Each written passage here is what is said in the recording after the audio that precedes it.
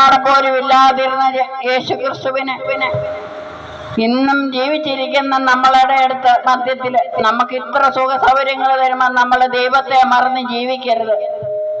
നമ്മുടെ കുടുംബത്തിലേക്ക്, നമ്മുടെ മക്കളിലേക്ക്, നമ്മുടെ മക്കൾ എങ്ങനെയാണെന്ന് നമുക്ക് ആർക്കും അറിഞ്ഞൂടെ എങ്ങനെയാ പോകുന്നതെന്ന്. നമ്മുടെ മക്കളെ നമുക്ക് ദൈവത്തിലേക്ക് വിളിക്കാം. ഇന്ന് ലോകത്തിൽ നടമാടിക്കൊണ്ടിരിക്കുന്ന എല്ലാ തിന്മകൾക്കും എതിരായി നമുക്ക് പ്രാർത്ഥിക്കാം.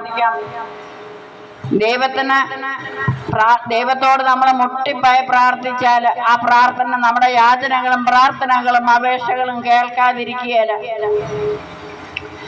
പരിശുദ്ധനായ യേശുവിന്റെ നാമത്തില് അത്ഭുതങ്ങളും അടയാളങ്ങളും രോഗശാന്തിയും സംഭവിക്കുക. അവിടുത്തെ ആണിപ്പാടുള്ള കരങ്ങൾ നീട്ടി.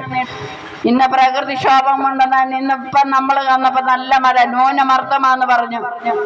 ആ കാറ്റിനെയും കടലിനെയും ശാന്തമാക്കാൻ, ന്യൂനമർദ്ദം ഇല്ലാതാക്കാനും ദൈവത്തിന് കഴിയും. നമുക്കെല്ലാവർക്കും ദൈവത്തോട് മുട്ടിപ്പായി പ്രാർത്ഥിക്കാം.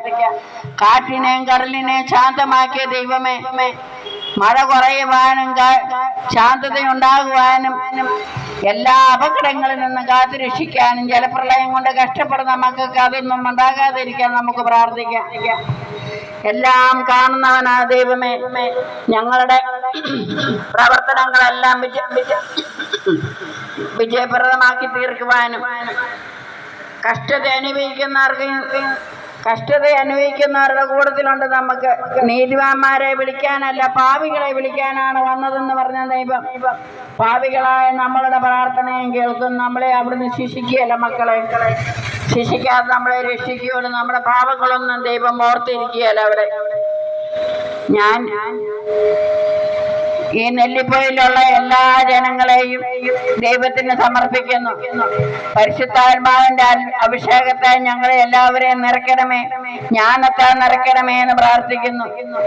ഈ പ്രദേശത്തെ എല്ലാ ജനങ്ങളെയും, എല്ലാ കുടുംബങ്ങളെയും, വിദേശത്തും സ്വദേശത്തുമായ എല്ലാ മക്കളെയും, ബിസിനസ് പഠിക്കുന്ന മക്കളെ, ശിശുക്കളെ, വൃദ്ധരായ മാതാപിതാക്കൾ, എല്ലാ മക്കളെയും ഞങ്ങൾ ദൈവതിരകങ്ങളിലേക്ക് സമർപ്പിക്കുന്നു.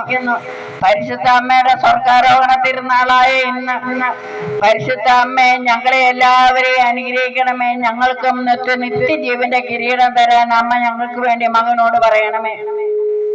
ഞങ്ങളെല്ലാവരും ഈ ലോകത്ത് നിന്ന് പോകുമ്പോൾ അമ്മയെ ഞങ്ങൾക്ക് കൂട്ടായിരിക്കണമേ.